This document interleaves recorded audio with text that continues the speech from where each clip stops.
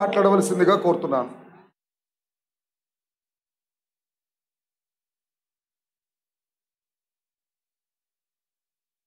సనాతన ధర్మ పరిరక్షణ కోసం, పునర్వైభవ పునరుద్ధరణ కోసం, ఆలయాల ఆత్మగౌరవాన్ని నిలపడం కోసం ఆత్మవిశ్వాసంతో దీక్షా కంకణబద్ధులై సంఘటితమై ఒక సైన్యంగా తరలివచ్చిన లక్షలాది హిందూ జన బంధు సందోహానికి 100 కోట్ల వందనాలు అర్పిస్తున్నాను.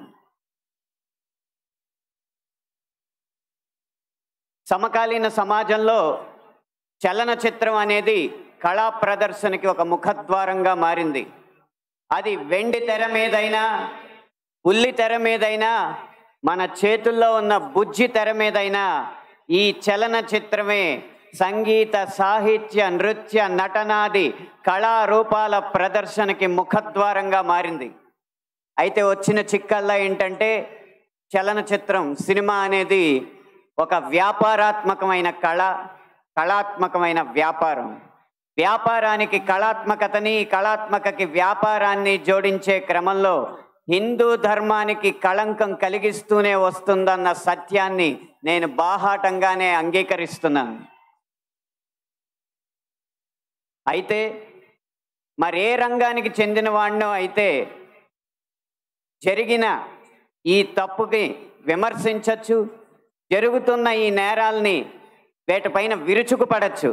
కానీ అదే సినీ రంగానికి చెందిన వాడిని కాబట్టి ఇప్పటిదాకా జరిగిన ఈ హైందవ ధర్మ వ్యక్తిత్వ హననానికి యావత్ ఈ హిందూ సమాజం ముందు సినీ రంగం తరపున క్షమార్పణలు సమర్పిస్తూనే నేను ముందుకు వెళ్తున్నాను. ఆ క్షమార్పణలు కనుక నేను సమర్పించకపోతే ఇంకొక మాట మాట్లాడే అర్హత కూడా నాకు లేదు. అయినా ఇక్కడ 4 మాటలు మాట్లాడడానికైనా నాకున్న ఒకే ఒక్క అర్హత ఏంటంటే, ఇక్కడ ఈ హైందవ శంఖారావాన్ని, శంఖనాదాన్ని పూరించిన విశ్వ హిందూ పరిషత్ నిర్వహించిన సరస్వతి శిశు మందిర్లో నా ప్రాథమిక విద్య అభ్యాసం జరిగింది కాబట్టి.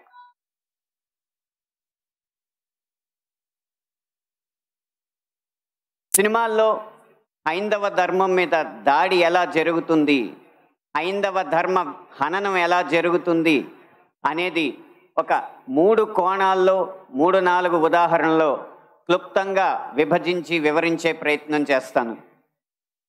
ఇక్కడ దాడి 3 కోణాల్లో జరుగుతుంది. అందులో ఒకటి కావ్యేతిహాస పురాణాలని వక్రీకరించడం, 2 తెర మీద కనిపించే పాత్రల్లో వినిపించే పాటల్లో హైందవ ధర్మాన్ని దుర్వినియోగం చేయడం, 3 తెర వెనక మా ముందు అన్యమతస్థుల ప్రవర్తన. ఈ 3 అంశాల్లో మొదటిది కావ్య పురాణేతిహాసాల వక్రీకరణ. వాల్మీకి రామాయణం, వ్యాస భారతం భారత సాహితీ వాన్మయ శరీరానికి 2 కళ్ళ లాంటివి. కానీ అదే వ్యాస భారతాన్ని, అదే వాల్మీకి రామాయణాన్ని వినోదం కోసం వక్రీకరించిన సందర్భాలు కోకొల్లలు. గత కొన్ని సంవత్సరాల ముందు వచ్చిన చిత్రాల నుంచి నిన్న మొన్న విడుదలైన కల్కి చిత్రం వరకు కూడా కర్ణుడికి పాత్రకి అనవసరంగా ఆపాదించిన గొప్పతనాన్ని చూసి ఒక సినిమా రంగానికి చెందిన వ్యక్తిగా నేను సిగ్గుపడుతున్నాను, నిర్మోహమాటంగా చెప్తున్నాను. అది కూడా ఈ కృష్ణా జిల్లా గడ్డ మీదే నిలబడి చెప్తున్నాను. అప్పటి చిత్ర దర్శకులు, ఇప్పటి చిత్ర నిర్మాతలు ఇదే జిల్లా వారికి చెందిన వారైనా సరే పొరపాటు అని మనం చెప్పకపోతే ఈ హైందవ ధర్మంలో పుట్టినట్టు కాదు, ఈ హైందవ ధర్మాన్ని ఆచరించినట్టు కాదు, హిందువుగా ప్రకటించుకోవడం వ్యర్థం అని చెప్పి ఘంటాపథంగా తెలియజేస్తున్నాను. ఇప్పుడే ఈ సభలో, ఈ గొప్ప సభలో సత్యవాణి గారిని అభినవ ద్రౌపదిగా వక్తలు అభివర్ణించారు. ఆవిడే ఒప్పుకుంటారా? నిండు సభలో ద్రౌపదిని వలువలు వలచండి అని సలహా ఇచ్చిన కర్ణుణ్ణి సూర్యుడు అంటే సత్యవాణి గారు లాంటి మహిళా మండలి ఒప్పుకుంటారా? గంధర్వుల్ని చూసి, గంధర్వ సైన్యాన్ని చూసి ప్రాణమిత్రుణ్ణి కూడా వదిలేసి ప్రాణభయంతో పరుగులెత్తిన కర్ణుణ్ణి ధీరుడు, సూర్యుడు, వీరుడు అంటే ఈ హైందవ సమాజం ఒప్పుకుంటుందా?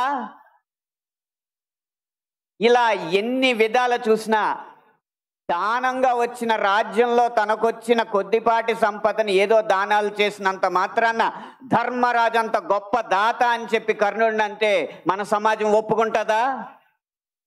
నిన్న మొన్న వచ్చిన కల్కి సినిమాలో అగ్నిదేవుడు ఇచ్చిన ధనస్సును పట్టిన అర్జునుడి కంటే సూర్యుడు ఇచ్చిన ధనస్సు పట్టిన కర్ణుడు వీరుడు అని చెప్తుంటే యుద్ధంలో నెగ్గేది ధనుస్సా ధర్మమా అని ప్రశ్నించకుండా మనం ఊరుకుంటామా?